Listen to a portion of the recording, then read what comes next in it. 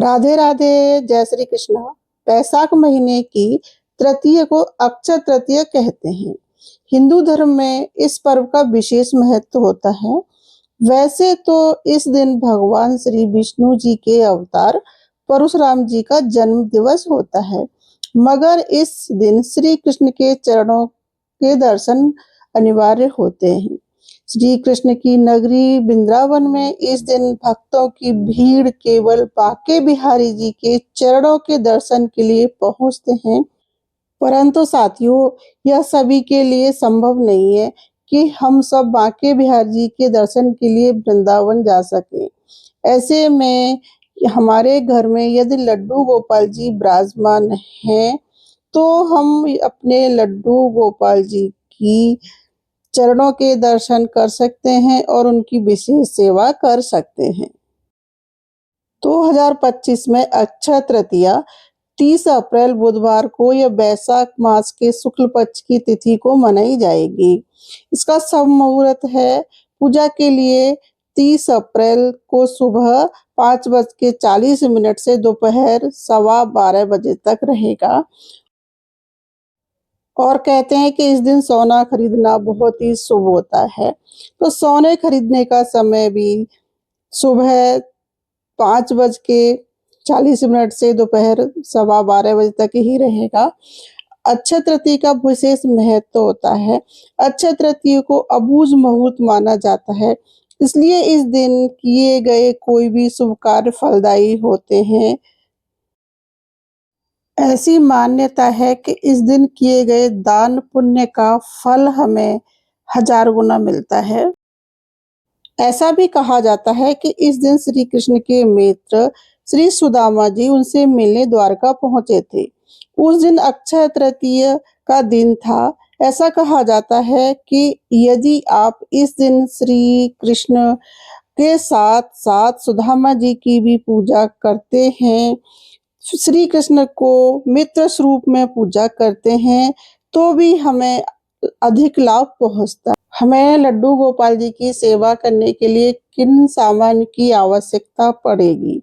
तो जैसे हम लड्डू गोपाल जी को स्नान कराएं, तो हम पंचामृत स्नान कराएं। उसके लिए हमें दूध, दही, घी गाय का, शहद, गंगा जल, जल की आवश्यकता पड़ेगी और गोपी चंदन।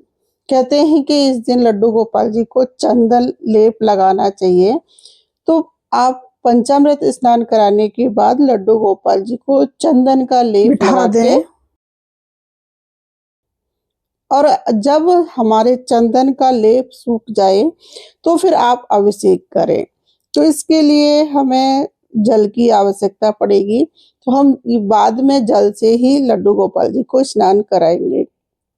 वस्त्र, तो कहते हैं कि अक्षय तृतीया वाले दिन लड्डू गोपाल जी को पीले वस्त्र पहनाने चाहिए। सबसे पहले आप लड्डू गोपाल जी को लंगोटी पहना सकते हैं, फिर आप उनको वस्त्र धारण करा दें। उसके बाद आप लड्डू गोपाल जी का श्रृंगार करें, उन्हें तिलक लगाएं, जनेऊ पहनाएं, फूलों की अर्पित कर सकते हैं। अक्षय तृतीया वाले दिन पीले वस्तु या पीले रंग का गुलाल लगाने को भी शुभ माना जाता है। और लड्डू गोपाल जी को फूल तो बहुत अच्छे से अर्पित करें आप। लड्डू गोपाल जी को फूलों से ठंडक पहुंचती है। और इस दिन कहते हैं कि चंदन का लड्डू बना के लड्डू गोपाल जी के चरणों में रखना चाहिए और दूसरे दिन उस लड्डू को हमें उठा लेना चाहिए। और अक्षय तृतीया वाले दिन लड्डू गोपाल जी को पीली वस्तु का भोग लगाना चाहिए। पीले चावल, पीले पेड़े, पीली बर्फी, पीले फल, पीले फ्रूट्स, बेसन का हलवा, इस तरह से आप लड्डू गोपाल जी को भोग लगा सकते हैं। एक घी का दीपक जलाएं और लड्डू गोपाल जी की आरती करें। लड्डू गोपाल जी की सेवा करते समय प्रेम और श्रद्धा के साथ उनका ध्यान करें और उनका स्मरण करें। तो साथियों, अक्षय तृतीया वाले दिन जब हम दान करते हैं, तो कहते हैं कि हमें 1000 गुना 100 गुना फल प्राप्त होता है। तो दान में हम जल दान जरूर से करें। जल दान का विशेष महत्व होता है। अन्न दान, धन दान, किसी ज़रूरतमंद को आप चप्पल, जूते दान कर सकते हैं, इसका भी विशेष महत्व होता है। और आप फल दान कर सकते हैं, अपनी श्रद्धा अनुसार धन दान, जो भी आपकी श्रद्धा अनुसार आप दान कर सकते हैं। तो साथियों, इस दिन लड्डू गोपाल जी की सेवा करने का, भगवान जी की पूजा करने का भी हमें अक्षय फल प्राप्त होता है।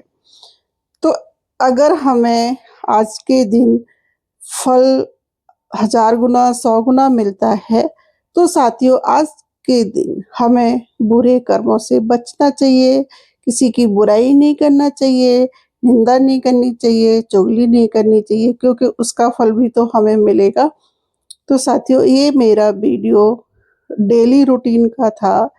मेरी ये बहन का कमेंट था कि हमें लड्डू गोपाल जी की सेवा अक्षय तृतीया पर कैसे करनी है, ये बताएं। तो मैंने आज आपके साथ अक्षय तृतीया पर लड्डू गोपाल जी की सेवा कैसे करनी चाहिए ये शेयर किया है।